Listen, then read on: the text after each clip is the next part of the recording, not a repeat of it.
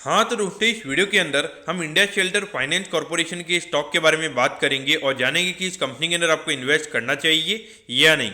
चलिए शुरू करते हैं।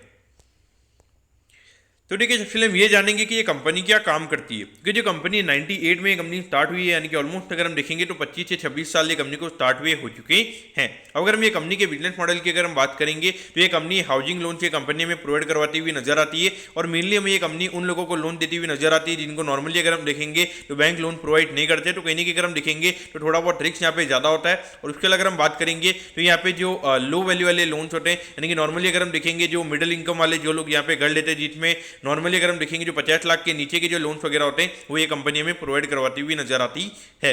लेकिन अगर हम देखेंगे तो यहाँ पे थोड़ा रिस्क कम होता है अनसिक्योर्ड लैंडिंग के कंपैरिजन में। अब रिस्क कम इसलिए रहता है क्योंकि यहाँ पर जो हाउस होता है वो नॉर्मली यहाँ पे एसेट होता है, तो उसकी वजह से यहाँ पर अगर कल तो अगर कोई पेमेंट अगर नहीं देता है तो वहाँ पे इनके पास में राइट होता है कि वो यहाँ पे जो घर के अगेंस्ट में जो लोन देते हैं उनको वहाँ पे ये सेल कर सकते हैं। और अगर इंडिया में अगर हम देखेंगे तो ऑलमोस्ट यहाँ पे अराउंड 20 से 25% अगर हम घर के पेमेंट की अगर हम बात करेंगे तो लोगों को यहाँ पे कैश में देना पड़ता है। उसकी वजह से अगर हम बात करेंगे तो 75% की लोगों को यहाँ पे ओवरऑल वैल्यू का यहाँ पे लोन लोगों को मिलता है। तो उस पॉइंट से अगर हम देखेंगे तो कहीं ना कहीं यहाँ पे हाउसिंग फाइनेंस में लोगों का रिस्क यहाँ पे खास करके इन जो कंपनीज होती है इनका रिस्क हमें काफी कम नजर आता है।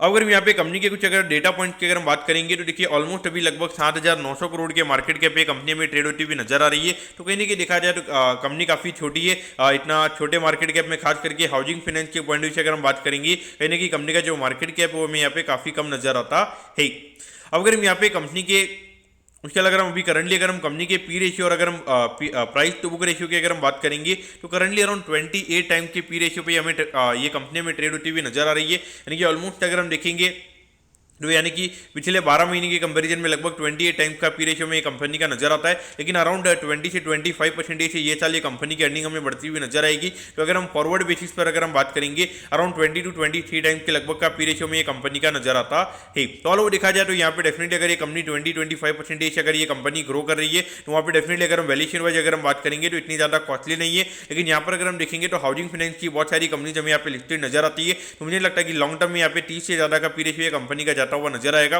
तो पॉइंट ऑफ व्यू से देखा जाए तो यहाँ पे 23 का पी रेशियो अगर यहाँ पे कंपनी का है तो लॉन्ग टर्म में डेफिनेटली यहाँ पे 15 से 20% का ये साल के हिसाब से यहाँ पे कंपनी का स्टॉक हमें और बढ़ता हुआ नजर आ सकता है।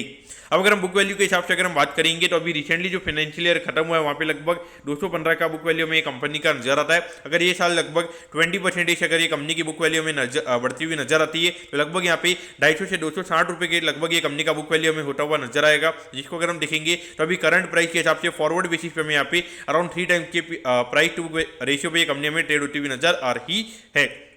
अब अगर हम देखेंगे अभी बजाज हाउसिंग की अगर हम बात करेंगे तो लगभग 6 से 7 के प्राइस टू बुक रेशियो पे हमें बजाज हाउसिंग ट्रेड होता हुआ नजर आ रहा है। लेकिन उसके हिसाब से अगर हम देखेंगे तो उतना वैल्यूएशन डेफिनेटली ये कंपनी को नहीं मिलेगा। लेकिन लगभग 4 से 5 टाइम की लगभग प्राइस टू बुक रेशियो में यहाँ पे कंपनी का जाता हुआ नजर आ सकता है। अब वो क्यों जाता हुआ नजर आएगा, क्योंकि देखिए अभी रिसेंटली फेड ने रेट कट किया तो उसके हिसाब से अगर हम बात करेंगे तो बहुत सारी हाउसिंग फाइनेंस के स्टॉक्स हमें यहाँ पे री रेट होते हुए नजर आए हैं। और जब भी इनमें री रेटिंग होती है हमने नॉर्मली देखा है कि लगभग 4 to 5 टाइम्स के प्राइस टू बुक रेशियो पे हमें यहाँ पे ये स्टॉक जाते हुए नजर आते हैं। लेकिन अगर हम कंपनी के नेगेटिविटी की अगर हम बात करेंगे तो यहाँ पे कंपनी के अगर हम आरओई की अगर हम बात करेंगे हार्डली 14% की लगभग यहाँ पे कंपनी का आरओई का नंबर है वो डेफिनेटली अगर हम देखेंगे तो काफी कम है। इसकी वजह से एक इंडिकेशन मिलता है कि अगर ये कंपनी को अराउंड 20-25% से अगर ये कंपनी को ग्रो करना है तो वहाँ पे डेफिनेटली हर साल में हर 2-3 साल में यहाँ पे कंपनी को इक्विटी डाइल्यूट करनी पड़ेगी। तो वो कहीं ना देखा जाए तो मार्केट को ये नेगेटिव लगेगा। तो उसकी वजह से कहीं ना कहीं अगर हम देखेंगे तो भले ही यहाँ पे 20-25% से कंपनी की अर्निंग्स हमें बढ़ती हुई नजर आएगी। लेकिन यहाँ पर अगर हम स्टॉक प्राइस की अगर हम बात करेंगे तो वो लगभग हमें यहाँ पे 14-15% से यहाँ पे एनुअल टर्म्स में बढ़ता हुआ नजर आएगा। क्योंकि अगर कंपनी का अगर आरओई 14% है तो वहाँ पे कहीं ना कहीं लॉन्ग टर्म में अगर हम बात करेंगे जो कंपनी का ईपीएस होगा वो लगभग 14 से 15% हमें यहाँ पे बढ़ता हुआ नजर आएगा। अगर हम यहाँ पे कंपनी के क्वार्टरली नंबर्स की अगर हम बात करेंगे तो देखिए डेफिनेटली यहाँ पे लगभग अगर हम बात करेंगे तो लगभग यहाँ पे 6 से 7 क्वार्टर का नंबर में यहाँ पे कंपनी के पास में नजर आता है। और इसमें अगर हम देखेंगे तो एक क्वार्टर में कंपनी की जो अर्निंग्स है वो यहाँ पे 10% से कम होती हुई नजर आई है। बाकी अगर हम देखेंगे तो कंसिस्टेंट ग्रोथ ये कंपनी में करती हुई नजर आ रही है। तो डेफिनेटली देखा जाए कंपनी के नंबर्स काफी अच्छे हैं। अगर हम देखेंगे दिसंबर 2022 में हार्डली 40 करोड़ के लगभग ये कंपनी का पैट था। और अगर हम अभी बात करेंगे लगभग 83 करोड़ के लगभग का एक क्वार्टर में ये कंपनी में पैट करती हुई नजर आ रही है।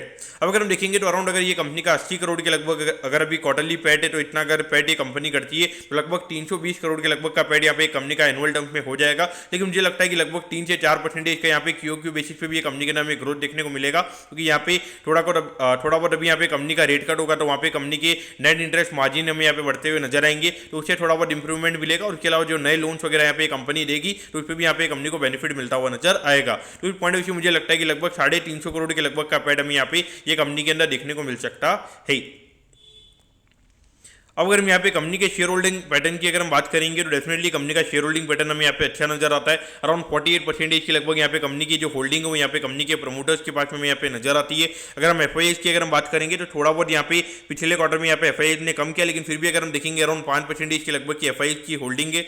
अगर हम डीआईज की अगर हम बात करेंगे तो लगातार डीआईज हमें यहाँ पे स्टेक बढ़ाते हुए नजर आ रहे हैं। पिछले साल अगर हम देखेंगे हार्डली 12% के लगभग उनका यहाँ पे टोटल ओवरऑल होल्डिंग हमें यहाँ पे नजर आता है। अभी करंटली अराउंड 17% की जो यहाँ पे पूरी कंपनी की होल्डिंग है वो हमें यहाँ पे डीआईएस में नजर आती है, जिसमें अगर हम देखेंगे तो क्वांट म्यूचुअल फंड हमें यहाँ पे मिलने यहाँ पे इन्वेस्टेड नजर आता है।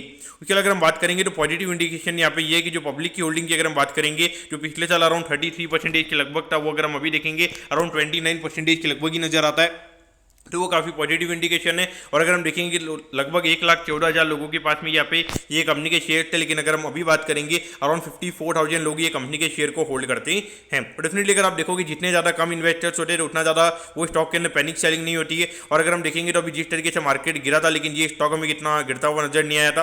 अगर हम देखेंगे लगभग 800 के लगभग ये स्टॉक का हाई और अभी लगभग 735 के लगभग ये हमें ट्रेड होता हुआ नजर आ रहा है, यानी कि हार्डली 8 से 9% ये स्टॉक गिरा। लेकिन अगर हम बाकी शेयरों की अगर हम बात करेंगे तो वहाँ पे लगभग 20-25% का करेक्शन हमने देखा है। अगर हम कैश फ्लोज की अगर हम कैश फ्लोज की मेरे हिसाब से यहाँ पे इतनी ज़्यादा हमें बात करने की जरूरत नहीं पड़ेगी, क्योंकि देखिए यहाँ पे ये नॉर्मली यहाँ पे हाउसिंग फाइनेंस कंपनी है तो इनको लोन्स वगैरह देने पड़ते हैं, तो इनका जो ऑपरेटिंग कैश फ्लो होता है वो हमेशा माइनस में होता है, क्योंकि लोन्स वगैरह अगर आप देते हो तो वहाँ पे डेफिनेटली आपके बुक्स ऑफ अकाउंट से आपके पैसा जाता है। तो उस पॉइंट से देखा जाए तो यहाँ पे कैश फ्लो मेरे हिसाब से पर्टिकुलरली इतना ज़्यादा मैटर नहीं करता है।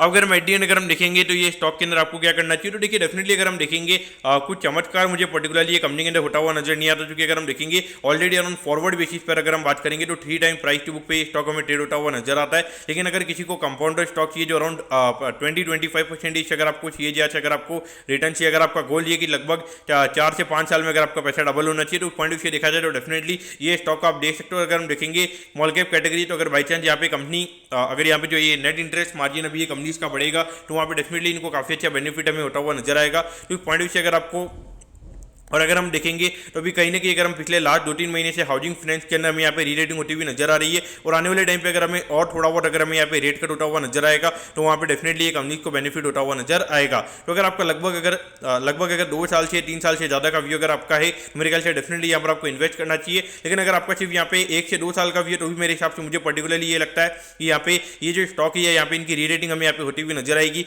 और जो कंपनी यहाँ पे अराउंड 20-25 के पी रेशियो पे अगर हमें यहाँ पे मिल रही है तो मुझे लगता है कि अराउंड 30-35 के लगभग के पी रेशियोज हमें यहाँ पे आने वाले 2 से 3 साल में जाते हुए नजर आ सकते हैं। क्योंकि हमने नॉर्मली देखा है कि जब भी यहाँ पे रेट कट साइकिल स्टार्ट होती है तो वहाँ पे ये जितने भी यहाँ पे एनबीएफसी कंपनीज होती है इनका जो पी रेशियो होता है वो हमें यहाँ पे बढ़ता हुआ नजर आता है। तो पॉइंट से डेफिनेटली ये कंपनीज को उसका बेनिफिट हो सकता है। लेकिन यहाँ पर अगर आप ये सोच रहे हो कि यहाँ पे 4 से 5 साल में आपका शेयर यहाँ पे 5 गुना हो जाएगा, तो वो ना मुझे मुश्किल यहाँ पे लगता है। क्योंकि देखिए 5 साल में अगर हम यहाँ पे अर्निंग्स की अगर हम बात करेंगे तो मैक्स टू मैक्स यहाँ पे ये अर्निंग्स यहाँ पे इनकी 3 गुना में होती हुई नजर आएगी। उस पॉइंट से अगर हम बात करेंगे तो उतना ही लगभग यहाँ पे मैक्स टू मैक्स ये शेयर का रिटर्न रहेगा। लेकिन अगर आपको आपका गोल ये कि निफ्टी के कंपेरिजन में आपको यहाँ पे ज़्यादा रिटर्न मिलना चाहिए, तो वो पॉइंट ऑफ व्यू मेरे ख्याल से अगर आप इन्वेस्ट करना चाहते हैं मेरे ख्याल से डेफिनेटली यहाँ पे इन्वेस्ट किया जा सकता है। लेकिन आपको डेफिनेटली ये वॉच करना रहेगा कि इनके जो लोन्स वगैरह वो सही से ग्रो हो रहे कि नहीं हो रहे। अगर बाई चांस अगर इनकी जो भी अराउंड 20-25% की लगभग की इनकी जो ग्रोथ के नंबर्स हैं अगर वो कभी भी अगर आपको स्लो डाउन होते हुए नजर आते हैं, लगभग 12 से 15% के लगभग अगर इनकी लोन बुक का ग्रोथ अगर हमें नजर आता है, तो वहाँ पर डेफिनेटली आपको यहाँ पे ये स्टॉक को अवॉइड करने का सोचना चाहिए। क्यों सोचना चाहिए कि अगर बाई चांस अगर ये कंपनी की अगर लोन बुक अगर हमें